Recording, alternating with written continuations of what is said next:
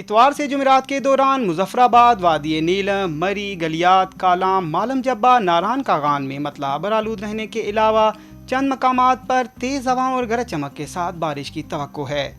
ताहम चित्राल, दीर, गिलगित, हुंजा और स्कर्दू में मतला जुज़विया बरालूद रहने का इम्कान है।